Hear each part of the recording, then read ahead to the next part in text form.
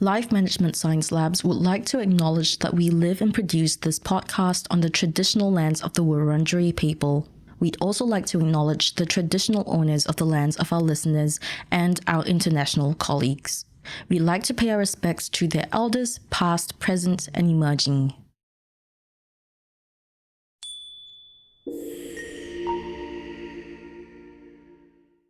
Hi, and welcome to Self-Improvement Atlas, the Personal Science Insights podcast produced by LMSL, the Life Management Science Labs. We are champions of life management science, providing structured insights informed by science and inspired by practice on key aspects of conscious living. Each week, we bring you scientific and practical insights on each element with the expert knowledge of professionals in the field. I'm Marie Stella, your host from Melbourne, Australia. Let's start the show. Hey guys, and welcome back to another episode. I'm your host, Dina Sargeant, and today we're going to be looking into understanding the human facial expression. Now, that is a huge topic within itself. To help me today, we're joined by a scientist, author, and teacher, Erika Rosenberg Ph D. A lot of her aim is to help people understand themselves and one another better, connect with one another, and find peace and joy in life, and hopefully suffer a little bit less. Thank you so much for joining me today, Erika. Thank you for having me, Dina. It's a pleasure to be here. It's funny when I hear that general statement. It's sort of like that's a rubric that kind of encompasses everything I do, but it's a lot of different things. And face is a part of it. The face is a big part of it.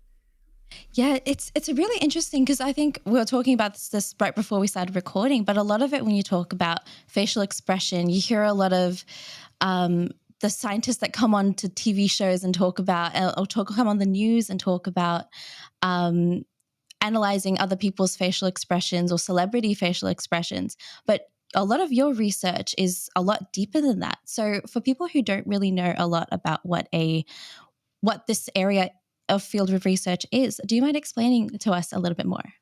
Oh, I'd love to. Yeah. And actually, just to say with respect to the example, sometimes scientists who really know what they're doing comment on other people's faces. I mean, because it's fascinating we're humans, we're social creatures, we're looking at faces all the time. So it's really fascinating to try to make sense of it. But one of the things we know from research is that a lot of people's impressions of what people are thinking and what they're feeling are actually way off base.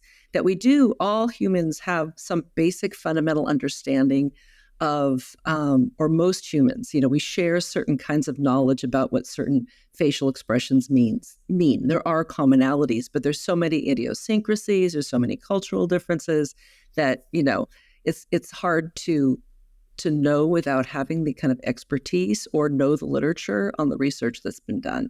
And just to speak about research on facial expression, I got interested in facial expression because I was interested in human emotions. And emotions are things that we think of as so inherently subjective, and not really the topic of scientific study.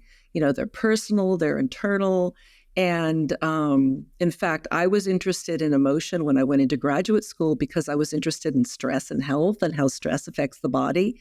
And emotion's a key part of that because it seemed to me that when we think of something like stress, like going through a major illness or a financial difficulty or just the stresses of daily life, so much of what impacts us is how we respond emotionally to challenges. Some people go into total repressed denial mode. Other people, are more neurotic and focus on the negative a lot. So there's so many variations, but I was interested in studying emotions, and it's a difficult thing to study. And when I was in graduate school, I was really fortunate at the University of California, San Francisco, to come into contact with Paul Ekman, who is a huge pioneer in the work on facial expressions of emotion, who did some of the original work in the late 1960s and early 70s on universality in facial expression recognition.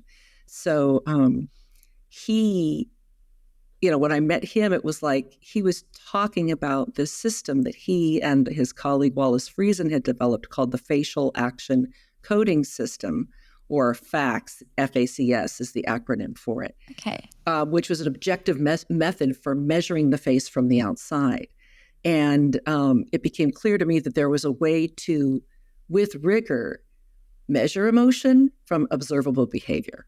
And to me, that was kind of like a huge epiphany. And those developments were one of the things in the science of psychology that led us to learn a lot more about facial expression of emotion, about what people do, about how they regulate it. There's this whole interesting area of deception and what people share intentionally and not intentionally. So there's all this like real world application, but much of what we can say with confidence, or at least more confidence than just the armchair theoretician or the person who might just show up on the nightly news, much of what we can say is grounded in research. And a lot of it is still open to more study. So that was sort of a long answer, but to try to, so I've done research on facial expressions, using facial expressions and other measures of emotion to understand the relationship between like anger and heart disease, to understand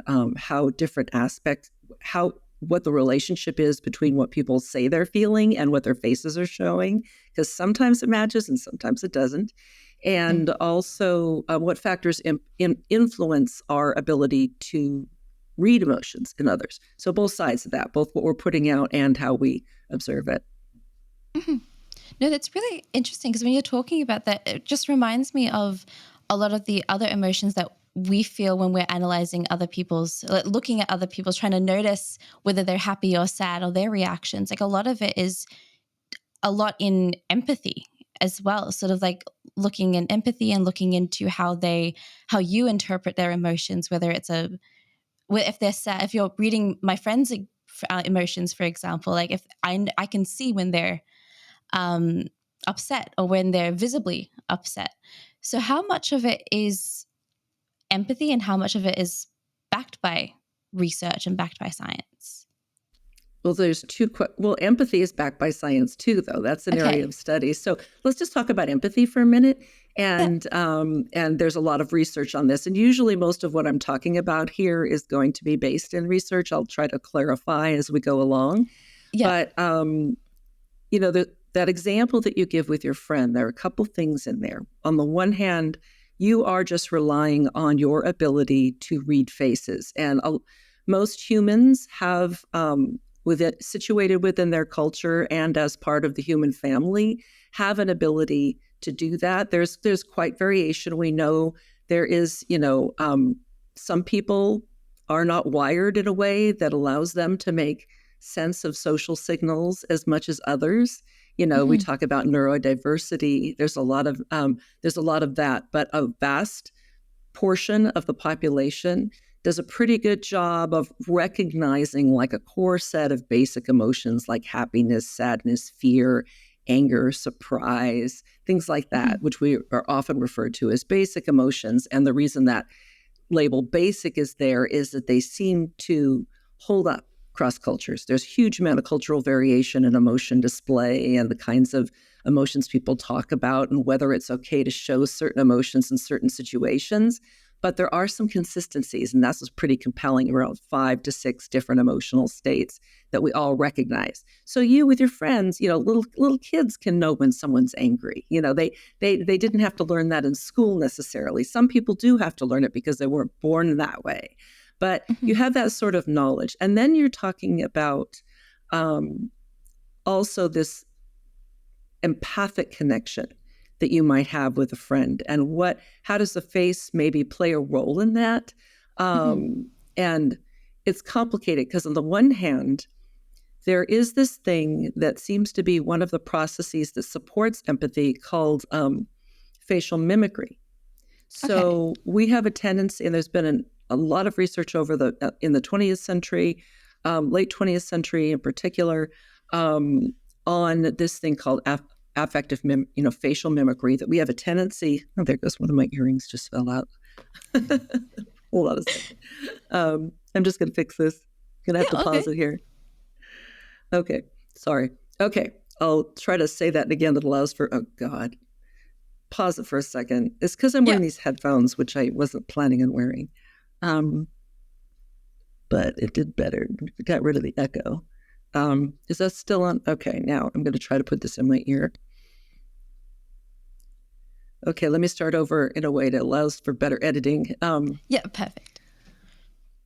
When we're talking about mimicry, what we're referring to are tiny little expressions that we do that actually mirror the expressions of someone we're interacting with. And especially, and how much we do this might be mediated by how well you know the person or how much you care, how much attention you're paying. You have to be paying attention, but we're not even aware of the fact that we do this, that we do these subtle copying of their emotion displays. And in that mimicry, that can trigger our own emotional response. There is a whole body of research on what's called the facial feedback hypothesis, and you might have encountered it before. And it's the idea that when we put certain expressions on our face, we will start to feel the emotion. Okay. There's a large body of research on this. We do know that putting certain facial displays on the face will make you feel a certain way. If you smile for a long enough time, fake it till you make it. Fake it till you make it thing. Yeah. Right. So that's actually usually very deliberate. What we know about spontaneous displays of emotion, not in deliberate sense, is that having the facial expression does seem to amplify the emotion a bit, make you feel it more strongly than if you're not expressive. But at any rate, this mimicry is really tiny, involuntary mimicking of the facial expressions of someone you're talking to. And that can build the emotional experience in you that they're having, right? So that is one mechanism for this kind of shared emotion type of empathy. There are other ways you can share their emotion by putting yourself that are more cognitive, right? By putting yourself in the situation that they were in, or So, but the face can play a big role in that. Okay, no, that's really interesting. When talking about facial expressions, there's so much and I know we're going to talk about so much throughout the show, and I can't wait to dig deeper into it. But before we do, I'd love to play a little icebreaker to hopefully get us warmed up for these harder questions. Now, to start off with, what do you like to do in your spare time? Outside of work and outside of what you usually do, are there certain activities that you like to take part in? Oh, yeah, lots of things. I swim. I like to swim. I swim every morning. I cook. I play guitar. I also like to go to a lot of live music. So I love music. So I'm also like going to see other musicians and dancing and things like that. Yeah. And this whole other part of my career is also part of my life, and that's meditation. I'm deep. I practice meditation daily, and it plays a huge role in my ability to move through the day, how engaged I am with things, my consideration of others. And so swimming, cooking, music, meditation, and being with other people. Busy. Yes, I am busy. Yeah. No, but it sounds amazing. Just the amount of things that you get to, activities that you get to take part in, the amount of freedom that you sort of have in like deciding what you're going to do in your spare time is definitely rewarding, especially after the whole long period of the pandemic that we had a few years ago, where it's like everyone was shut in. The amount of times that we got to really reach out a little bit more in the last couple of years, I think it's really been amazing to just sort of see a lot of hobbies be coming out of the woodwork and people realizing that they actually get to do more things, they actually get to experience more things. So no, that's really great to hear that you have a whole other life outside of work as well. Because I think when we're talking to guests, I know when we talk to guests as well, I think we sort of forget like they're not just as professionals, but there's also that humanistic side to it as well, where they get to really enjoy the outside of work that they've built. So I think that's just as important as the work that you do. I would say it's equally important, if not more important, because in the long run, what's going to really matter? And this is where the Buddhism and the meditation comes into play, is this awareness of we're not here indefinitely. And when people are on their deathbed, they don't talk about regretting not working more. They talk about regretting not having more time with people they love. So exactly. you gotta have it all in there. Exactly. And I think that's just as important. So when it comes to books, do you have a favorite that you could share with us? Favorite book? Well, it depends on whether you're talking about fiction or nonfiction, because I Ooh, I'll always go seem for to have, fiction. you go for fiction. Yeah. Okay. So it's interesting because if you think of it, I always have two books going. I always have like a nonfiction book and a novel. And so I was thinking about this. Some of my favorite novels, I like magical realism and things that are a little bit surreal. So one of my favorite authors is Haruki Murakami. Murakami, I can type that for you. He's very well known. Haruki Murakami, a Japanese author. And his book, Kafka on the Shore, is one of my favorite books. I also like another favorite novel was Beloved by Toni Morrison, which is not magical realism, but there's always a surreal connection to magical in a lot of her writing and in that book as well. So novel-wise, those are two of my favorite novels. I love to read. Okay, no, I can tell. I think I'm really into Japanese fiction at the moment. I don't know, something about it is really amazing. I forgot the Check author out that Murakami. I'm definitely going to now. I think I've got about 3 different books just, I think, the other day where I'm now adding to my list of already it's probably about this high, and I've added more because I found the internet at home, so I managed to find a way to do that.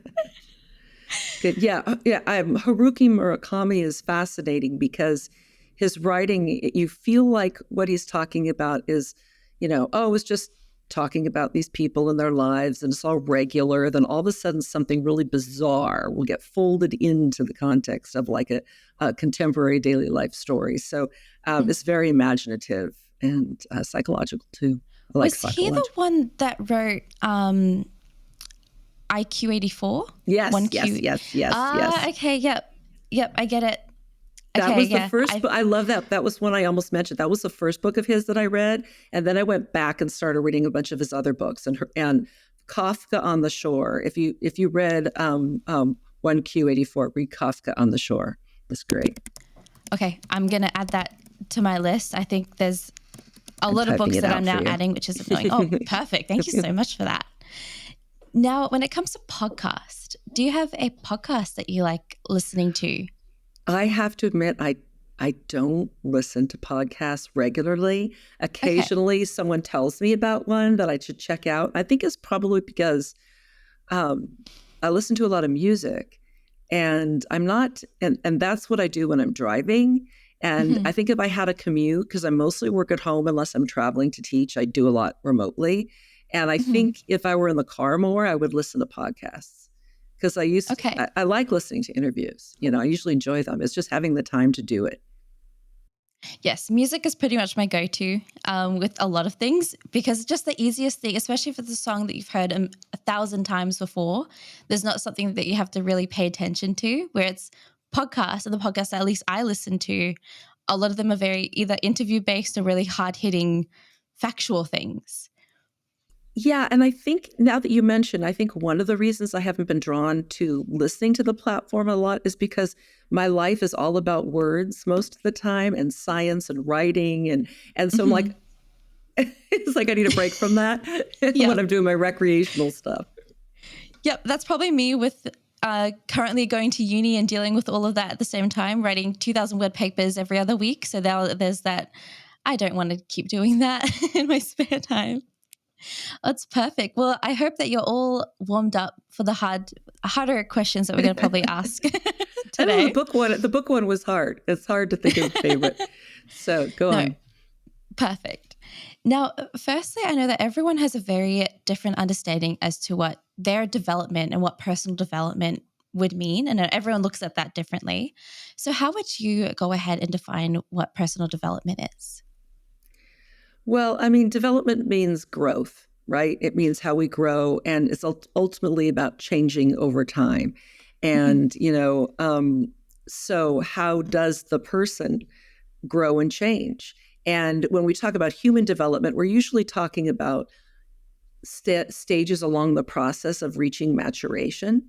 of maturing. And, we can talk about systems that get more sophisticated, that so much of it is driven by, biology, what we genetically inherit, and then the environments in which we find ourselves, and then the interaction of the two.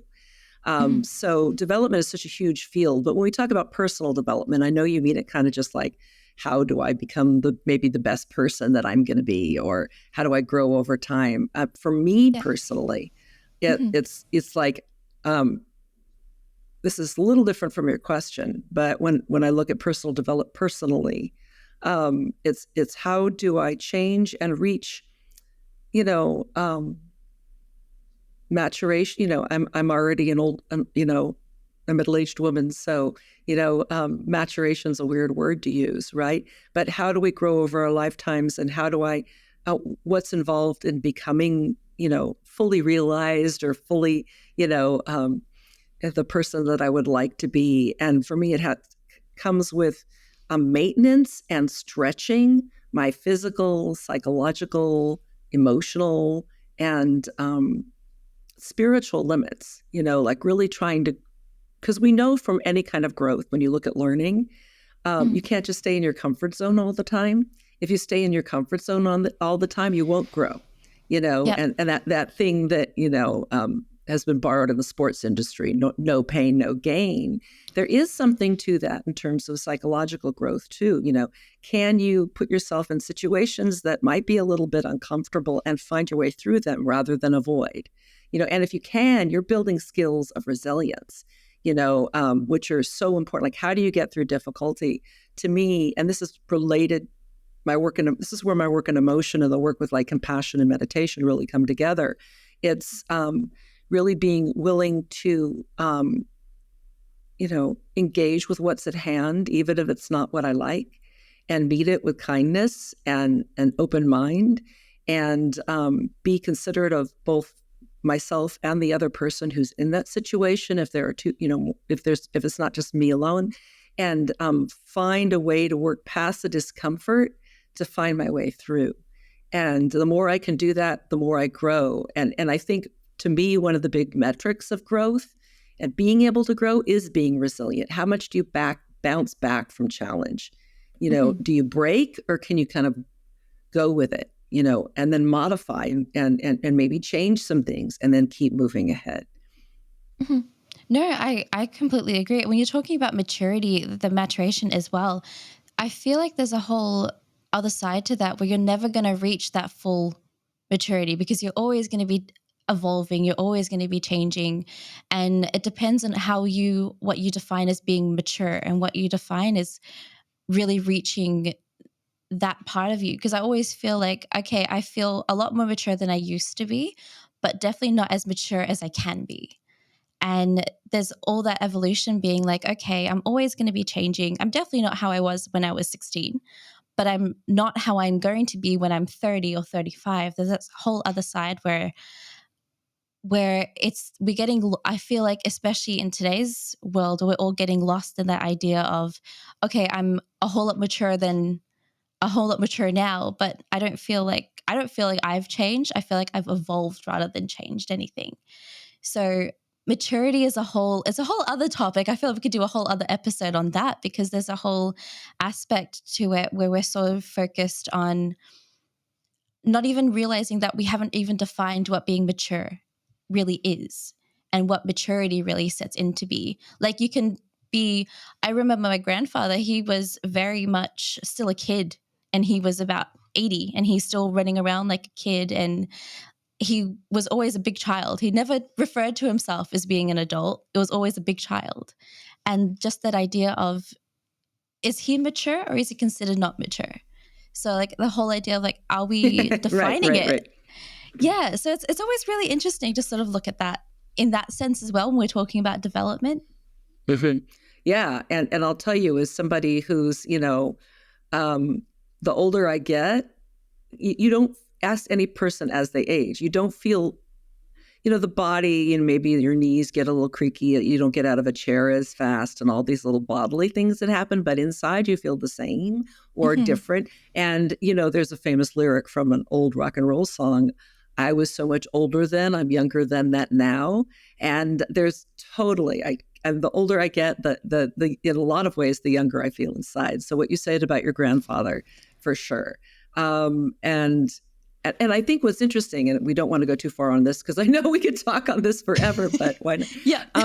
Is that this notion of that you're trying to get somewhere with your development? When am I going to reach that point?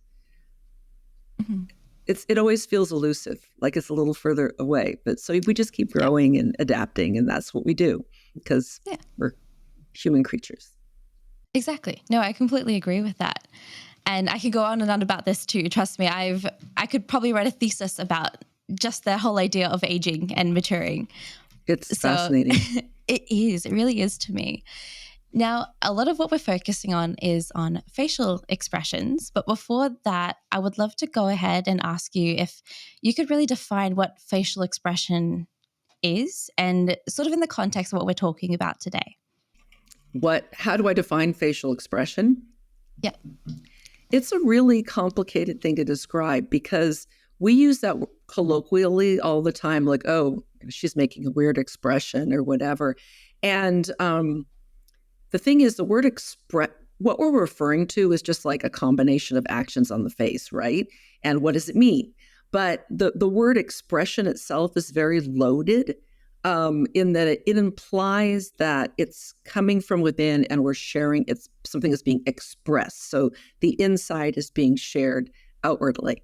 And not all facial behavior is a deep sharing of our personal state. I say that because there's a lot of controversy in psychological science about whether what we call facial expressions of emotion are expressions or they're just being put on for other reasons. And I do think that a lot of them are expressions, but that's a little bit more of an academic nuance that we're probably not going to go into.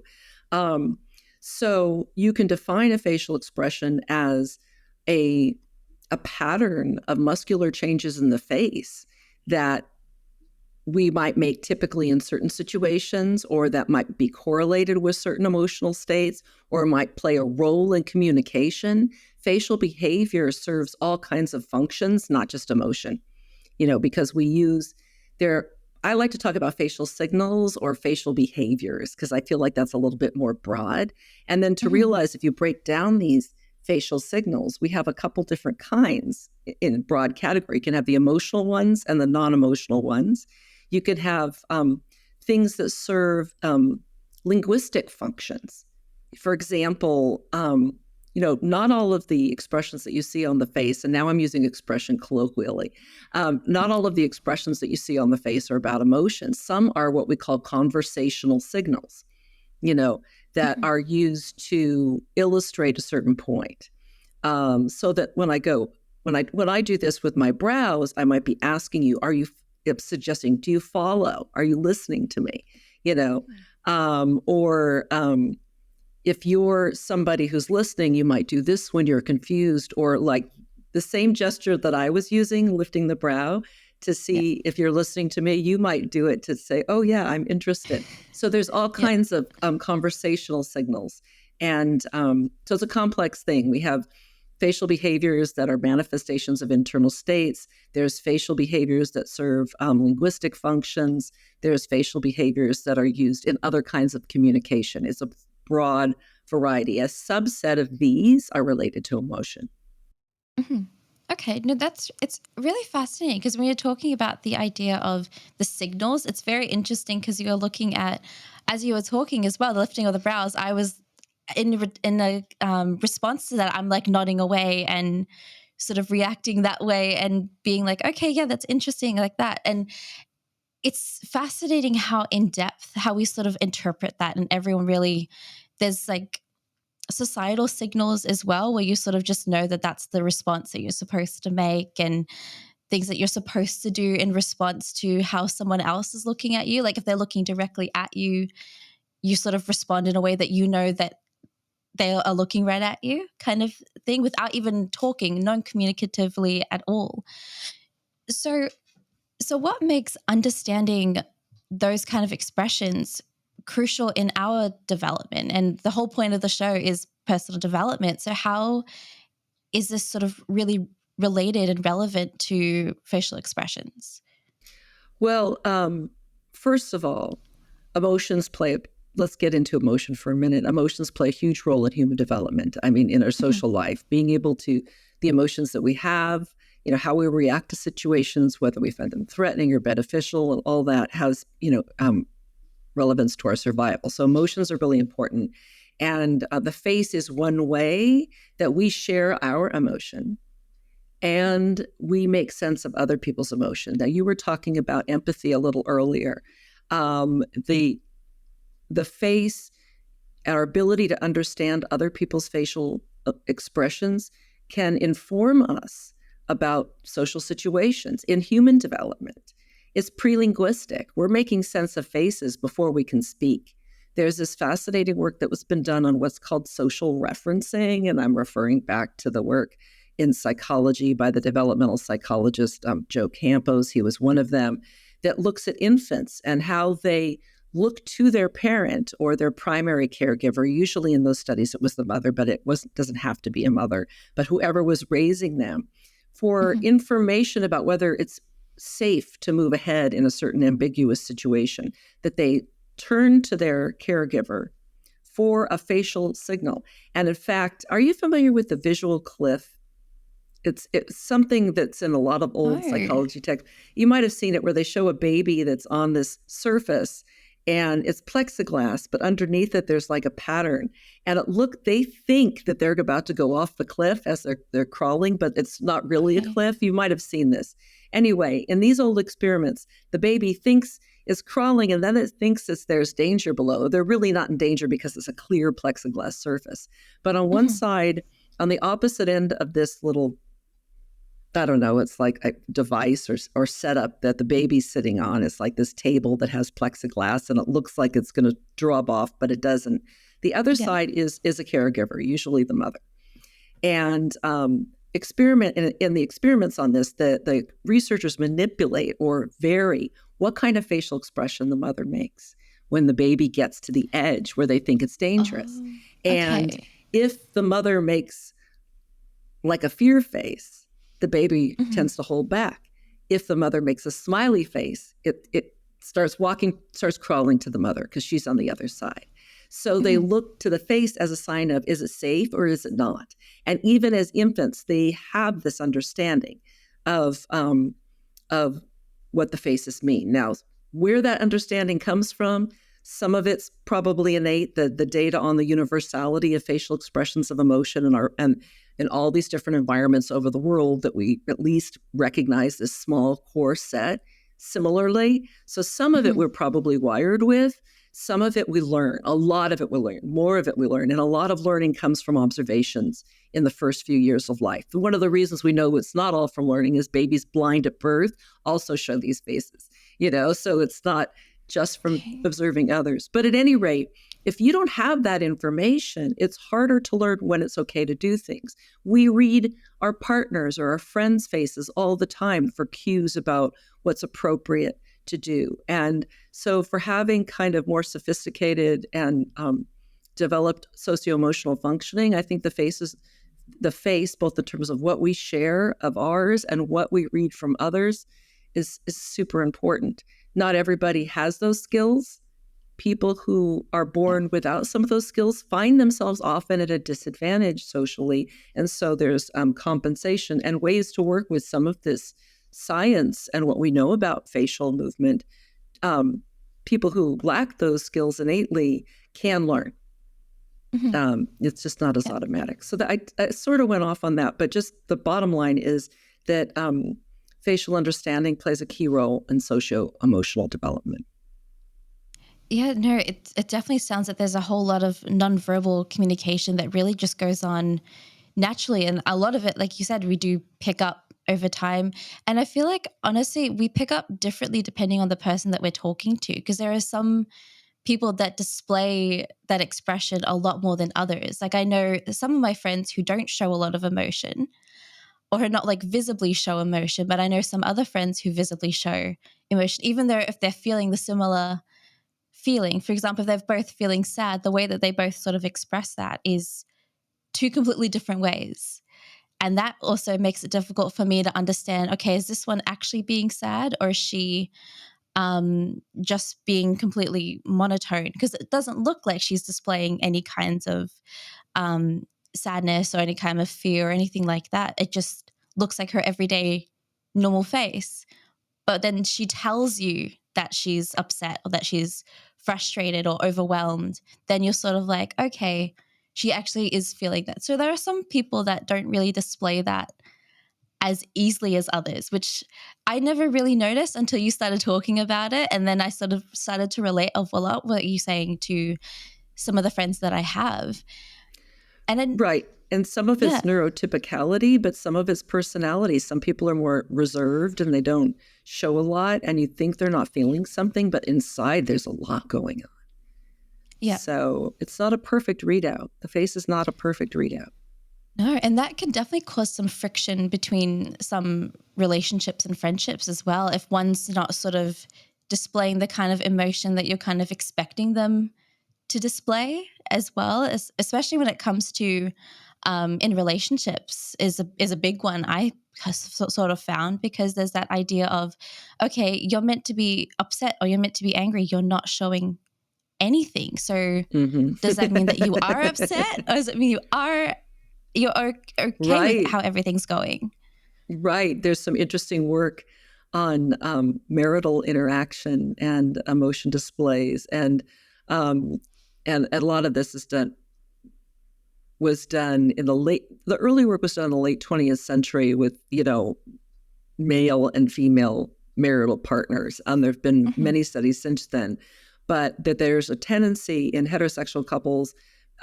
One technique that some men use is called stonewalling, and where they just go flat, completely flat.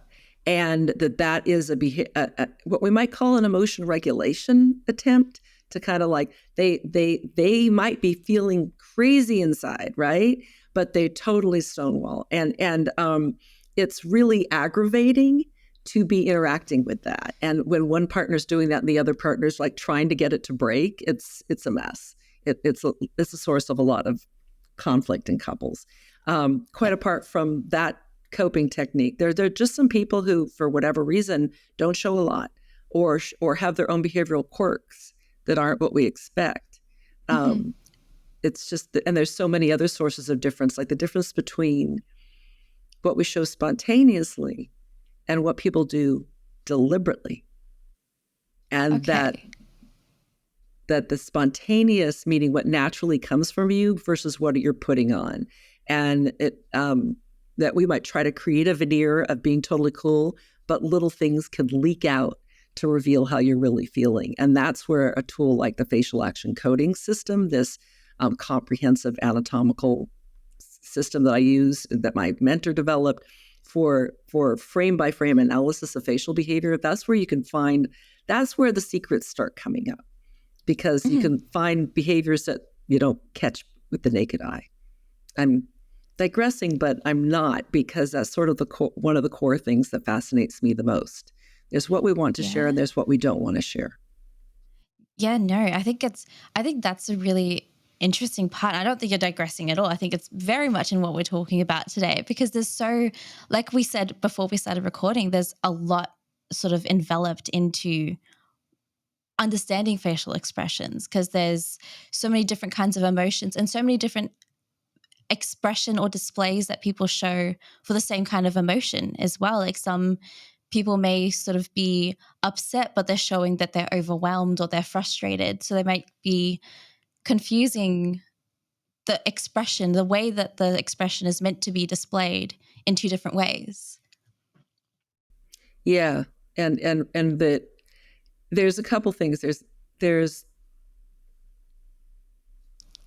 you were talking about the confusion over what's displayed, but there's also the confusion over what's perceived, right? And so we might think we're interacting with someone else, and we might think that the situation or what we just said to them would call forth a certain emotion, and we're not seeing what we expect. And a lot of the ambiguity isn't just from the face, but it has to do with emotions. And whether, because in any given situation, two people can have a totally different emotional response.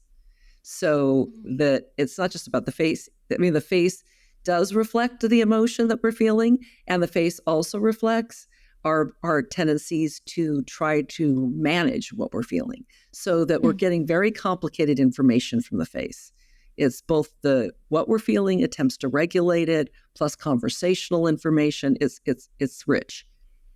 Mm-hmm. And from a psychological perspective, how exactly do those facial expressions influence our perception on others? Which facial expressions? So so the general idea of facial expressions, or the expressions that we sort of expect, how does that influence how our relationship is with them, or how we sort of are interpreting what their emotions are? Yeah, let's go with the latter part. How do facial expressions influence, or if the facial expressions that we see in somebody, how do those influence the sense that we make of them, or how we evaluate them, or how we think they're feeling profoundly? And some of it is accurate information to the extent that we might see them do a certain facial expression, and then that looks like, we often. Okay, let me start over. There's too many ideas running through my head right now, and I'm trying to I understand narrow it down. How do facial expressions that we see in somebody influence our judgments of them? That's one simple question we can ask that's relevant to what you just said. And there's a lot of interesting ways to look at this. On the one hand, there's information that we're getting from their face that might be pretty accurate about what they're feeling, but we may or may not be very good at recognizing facial expressions. Because like I said earlier, we do have pretty good understanding of a core set of basic ones, but there's all these nuances, that we might not be catching. And some people are good at it and some people aren't. Just quite apart from being an expert, there's quite a range in how well people can recognize certain expressions. And most people aren't that great at little nuanced judgments. So that's just assuming that what we're getting from them is accurate about what they're feeling. Then there are little quirks or behaviors that people have, that don't have anything really to do with emotions or even anything psychological or relevant to maybe the discussion that you're having, that we can misinterpret. There's also, with someone we don't know, people often make sense of just the features of somebody's face. And we ascribe certain personality characteristics to it. I'm going to give you an example. I'm going to take off my glasses for a second and show you these little lines I have here. By the way, we should talk about Botox at some point. It's fascinating. Okay, so we could do that, because that's a place where people want to do Botox. But I took off my glasses to show you these little lines between my brows. Those are called glabellar furrows, and those are just part of my face. My mom has them too, but it is a place where we see creasing when people lower their brows, like bring their brows together and lower them, which can be part of like an anger display by itself. It's not, but when people are angry, they will contract the corrugator muscle and the procerus muscle and do this. Okay. I remember I was in some work situation years ago where people saying they said I was angry a lot. And I wasn't angry a lot. Or she looked angry. And I realized and I was only in my late 20s then, I realized it was because of this. And I grew bangs, it was like, I had to cover it up because people were misinterpreting a feature of my face as saying something about who I was. And I wasn't angry. It was just the way, the pattern I inherited, the genetic destiny of my parents and what I got in my face. Similarly, people often, a related point is when you're looking at pictures of older, much like people in their 80s, much older adults and compared to younger adults. And when you look at neutral faces, when people, especially young people, judge neutral faces, neutral being they're not making a facial expression. So just sitting here kind of neutral.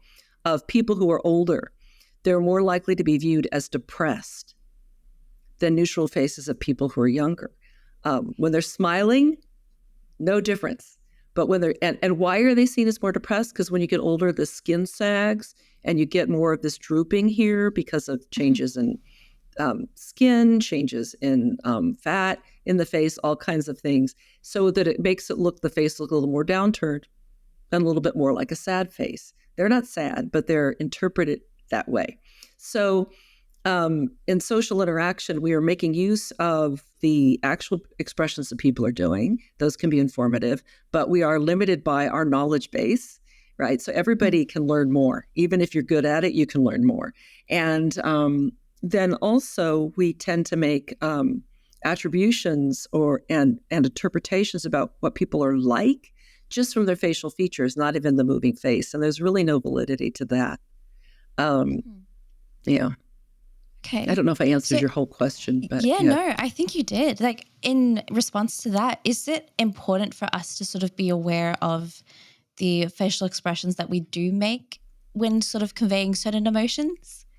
It's really interesting to flip the question, right? So it's one thing, the sense, how do we interpret other people's behaviors, but what are we sending out? Right. Yeah. And to realize that it's not just going into nothing. Someone's receiving it. Someone's interpreting it. And it's good to be aware of it. Like, because I do this detailed study of facial expression, I really kind of am acutely aware of what I'm sending out. I can feel what my face is doing. But without training, it's hard to know what you're doing unless you see yourself on video a lot or if people are giving you feedback. And, I remember certain situations talking to colleagues where women realized they were doing like flirtatious gestures, and that was not intended, because you don't want to share that in a situation in which it's not appropriate, right? Mm-hmm. But there are certain idiosyncratic things that we do that we make part of our facial repertoire a lot of the time, unbeknownst to us, that can send a sign that isn't something we want to share. Similarly, we can amp up things we do want to share, right? We could choose to do. So is there value in sort of wanting to and creating your own facial cues that you sort of want people to sort of understand that, okay, if you're happy, this is how you display being happy? Like, is there a way that we can sort of progress ourselves to train our brain and train our expressions to sort of show certain emotions?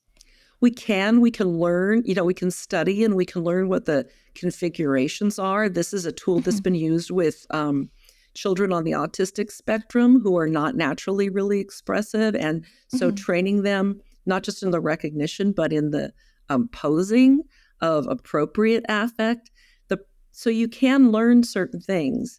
The problem is this, realistic, naturalistic emotion expression, for example, relies not just on the form of the expression, so what's in it, but also the dynamics, is how smoothly the muscles move. So let me give you an example. There's a pretty well publicized finding in the scientific literature that's made it into the popular knowledge base about smiles of true enjoyment involving not just the mouth, but the muscles around the eyes. Mm-hmm. And so I'll show you, this is just the mouth versus engaging the eyes. And when you have the eyes involved, it's known as, we know from research that when you have this contraction of orbicularis oculi as well as zygomaticus major, the smile muscle here, that tends to occur more often when people are really feeling true enjoyment.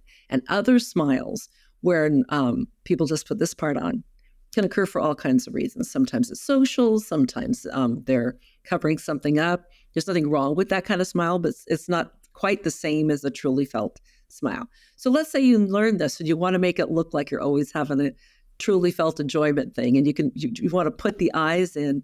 It's not just about having the right components, but it's the dynamics. So like authentic emotional expressions are more smooth.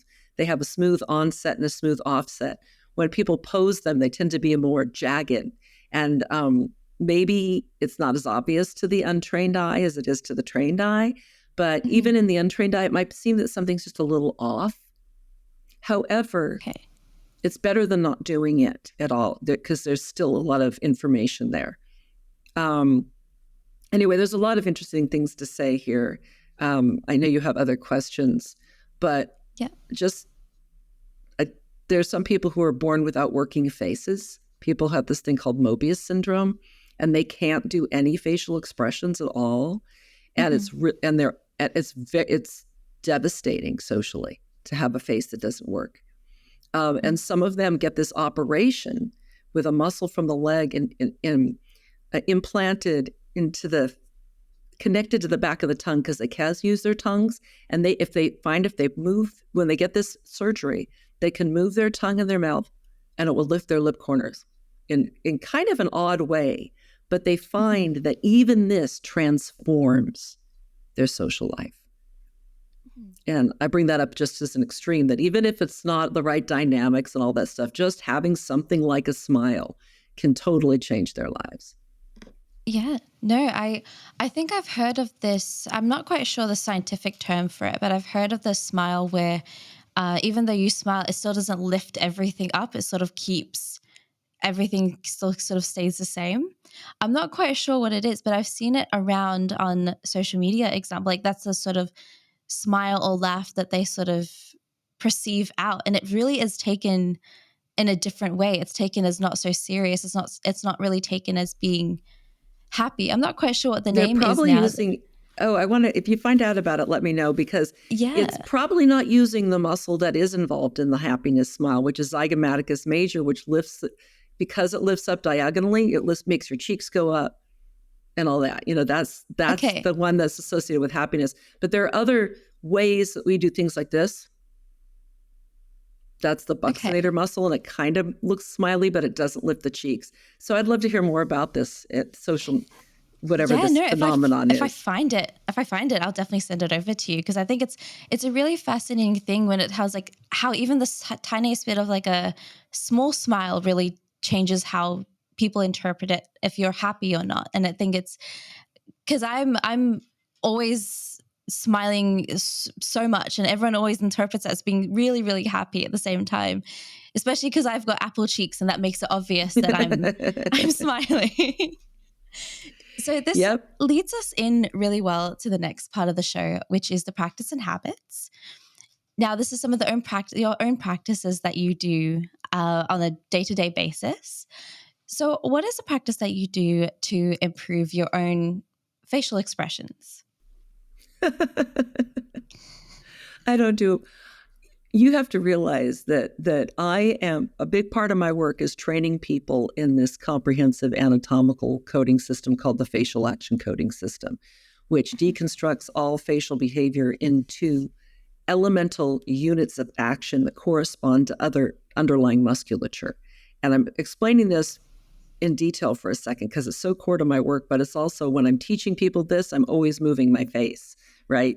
Yeah. So I'm not doing this to improve myself. It's part of my work. And as a function of that, I'm always moving my facial muscles. So I'm teaching people to learn. It's like learning a language, how to speak face, how to describe anything that you do with the face. I can tell you which action units, these building blocks in the facial action coding system, are involved. So like, there's 44 of them. 1, 2, 3, 4, 5, 6, 7, 8, 9, 10, 11, 12, 13, 14, 15, 16. I can go on. It goes up through 44. Yeah. So I'm training people this. So I'm always moving my face all the time.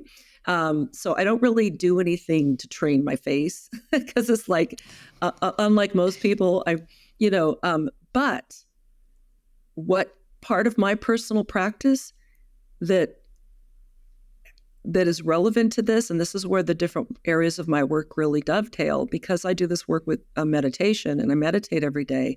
And a lot of my meditation is about compassion, which is connecting to suffering as it is in the world around us, recognizing what we share with others, not just what's different, that in spite of all the differences, we share so much, that has a big impact on the kinds of emotional responses I have to things. Like I might get angry at somebody for doing something rude, like cutting me off on the freeway. And then I can reflect for a moment and say, who knows what's going on in their life and where they're going, And so a lot of my own emotion regulation, how do I cope with my own emotions, is informed by the values and practices I've learned from cultivating compassion. And the more we can cultivate compassion, the kinder we can be. It's easier on ourselves. So when I talk about practice, I'm always trying to learn how to give myself a break and give others a break, because we're all in this big mess together and we're going to die someday, So practice, that's practice. That's the biggest practice. So a lot of it is just not training your face, but it's also moving muscles that you sort of really, a lot of people didn't really even know that they could be able to move around and could be able to show that expression. Right. I can move all these different muscles individually because it's part of the work that I do in teaching people how to understand facial movement. Okay. No, it's really interesting because the way that you're moving your face allows like all the other parts of your muscles to move that a lot of people really don't think that is able to move, which is really interesting. Like as I was watching as an example that you're doing, I think till about 14, there's a lot of different muscles that you didn't realize, like this area here especially, that you didn't realize you could really move around. Yeah, I mean, you can use, there's all these different, that's why in like even facial coding, we don't talk about the smile, because there's a lot of different muscles and actions that can create something smile-like. There's like emetic, there's buccinator, and then there's the one for the selfie smile, this one. I don't know if you've seen my YouTube channel, but I talk about a lot of these things. I have these little short videos about the selfie smile and this and that. And so this is a muscle, this muscle right here, it's called the caninus muscle. It's also known as levator anguli oris, that until the advent of selfies, you hardly ever saw people do this smile like this. But it became really popular with, the selfie pose. And it's very interesting. It creates bigger apples in the cheeks. It seems to be a little bit coquettish, whatever. But anyway, I think the face is fascinating. So one of the things that's interesting is something like that, like something like the selfie smile, that was not part of human social repertoire. And then it was, it became and now people huge social culture. Right, well. right. Yeah. Right. Yeah. Yeah, no, it's amazing to see how when we're talking about the facial expressions being evolved, that's one of the evolving parts of it that we didn't really realize was actually going to be a huge thing, especially when we sort of really got focused on how selfies are going to look like and how poses are going to look like and things like that. Like when it came to taking photos in camera, it no longer became candid. It now became posed facial expressions that we're training our whole body and a whole position and like which side is better reflecting on the face to take the photo, like which angle are you going to take it on? And that whole idea of like taking selfies really, I think, changed the way we sort of want our facial expressions to look in photos as well, which could also be a whole other discussion. It is another discussion, but it's really relevant because it brings up the fact that when we're talking about people's facial behavior, there's what's actually coming inside. And then there's this social presentation. And we've had photographs for a long time. So having different behaviors in a presentation of you versus just how you are in the world has been with us for over 100 years. That's not new. What's new with the selfie is you layer onto it. So you already have what's authentic and the social presentation of it. And then with the selfie, you add this element of you seeing yourself do that, which is this whole other psychological trip. So how people present themselves in selfies is this very odd perspective on what that person's like.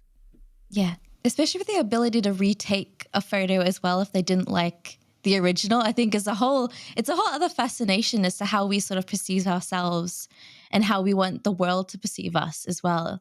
So yeah, that's a whole other, I'm just, as you're speaking, there's a whole other argument or discussion that can sort of be had in terms of facial expressions and especially in the digital age that we're in now. Oh, yeah. And then the impoverishment that we went through with masks. I mean, that was like crazy. That's a whole other thing. Yeah, no, that's a whole other topic we can go into. This leads us really well into the next part of our show, which is the open mic. Now, this gives you a chance to talk about something that you are passionate about. It doesn't have to be related to the topic, but it can also be an area that you use to have a discussion that we didn't really get into throughout the earlier in the show. So in the last minute or so, I'd love to give you the floor and share what's on your mind. There's so much on my mind, and I'm passionate about a lot of things, but to keep it kind of close to the face, I guess, is one thing, because I was thinking about this, and I have been thinking in the last few years, this is not just the last few years, probably more like the last decade or so, just because of where I am in my life, the aging face. So what happens to faces as they get older? And especially as a woman who is studies the face and is a psychologist and is getting older and seeing her face all the time is a real interesting process. So I think, I don't know if I call it something, I'm just passion's a weird word. I have passions about a lot of things, but I've just been becoming, in terms of facial behavior, it's an area that I'm starting to put more and more interest in not just it's sort of like the way the face changes with age. These things that I talk to you about or part of it, how people think that you're feeling a certain way. Because, one of the hardest things when you get older is people say you look tired, and you're not tired. You're not tired. This is going to happen to you too. If you have the privilege of living long enough, people will say this to you.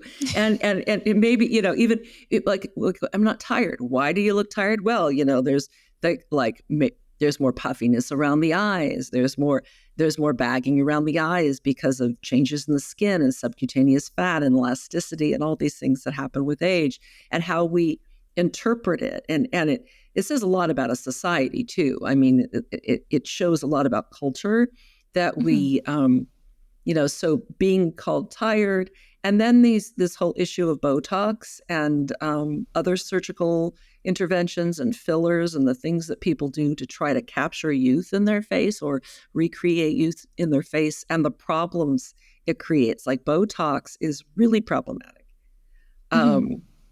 in that Botox works by paralyzing the facial muscles. It's botulinum toxin is a poison that used to kill people who got botulism. Botulism that toxin is produced by bacteria in spoiled food, or food that was improperly canned. So in the 19th century, it was like a really horrible problem. Anyway, it's not a big problem because food safety is improved. But whoever decided that like this right here, those lines in my face can be cured by Botox. Why? Because even though I'm not making a facial expression right now, there is what we call facial tone, muscle tone. That's preserving that. Just if you've seen anybody who's had a stroke and their faces are kind of like that, that's because the nervous control of that part of the face has been eliminated and there's no tone in the muscles and they just fall flat. So if with Botox, they would inject, botulinum toxin into these muscles to make them completely relax. And it would get rid of these shadows. That's what the creases are. They're shadows. And my face would be smoother. But what you've seen, and you've probably noticed this with people who've had Botox, that their faces don't move properly, right? And I know there's methods that are super, super refined, but there tends to be, you don't get the same furrows. When they lift their brows, you won't get this all the way across. You'll tend to get just flat in the middle because this part's been paralyzed and you get these arches out here. So there's this weird irony, or it's almost like a paradox with Botox, that people look better like maybe in a single picture, but their faces don't move right. So it affects social interaction. And so I could never get Botox for a lot of reasons because of the kind of work that I do. I need to be able to move my face. But another problem of it is actually because of this mechanism that I told you about earlier, like affective mimicry, the facial mimicry, that's impaired in people who've had Botox. and it can affect their ability to be empathic. It also has a measurable effect on people's ability to interpret other people's facial expressions by not having a naturally working face. I digressed into Botox, but I've just become increasingly fascinated with the various ways the face plays a role in aging, both being inside a face is aging and how you're received by people when you're seen that way, and what are the features that play a role, and then also our feeble attempts to try to erase the signs of aging and the problems there. Because we do rely on facial information a lot from other people. Yeah, I think Botox, as you're talking about it, Botox sounds a really fascinating topic, especially with the idea that you become less empathic when you get Botox because your social cues are so warped into and not recognizing it in yourself. It's more that you can't mimic, and that mechanism of connecting to another person, your face isn't working right, and so that impairs your ability to connect to somebody else. I mean, they've also found good benefits, like when you can't make this kind of frowny face, it does seem to reduce slight mild depression, but it also dampens positive emotional experience. So there's pluses and there's minuses, but the empathic deficit is a real concern. And there's also concerns as women are getting it younger and younger, the development of emotional behavior in their children if they're not getting the appropriate emotional expressions from their caregiver. Wow. No, that's a lot of like situations that can sort of come up with that as well, especially in terms of relationships and relating to one another. And I mean, we talk about relationships, and then relationship is pretty much trying to relate to another person. And if you can't do that, then there's that whole idea of, okay, what am I really relating to as well? It's a really interesting area. Now you've got me wanting to go deeper and deep dive into this. So thank you so much for that. All of these areas are deep dives. Yeah. Well, thank you so much, Erika, for coming onto the show today and talking about facial expressions. You've actually got me really interested in wanting to know more about this. And now I'm going to be Googling everything that I've heard today and try to find some research articles on that. Now, speaking of research articles, if our listeners want to find out a little bit more about you, is there places that I can send them to sort of maybe see some of the work that you've done? I think I mentioned earlier, I mean, I could talk, most of my published work are scientific publications, which aren't really like and I have 2 books that are on facial expression that are very much in the scientific realm, not so much for the lay person. This is one of them. What the Face Reveals is a book I did with Paul Ekman, but this is really scientific work. We're doing a lot of scientific work on the face.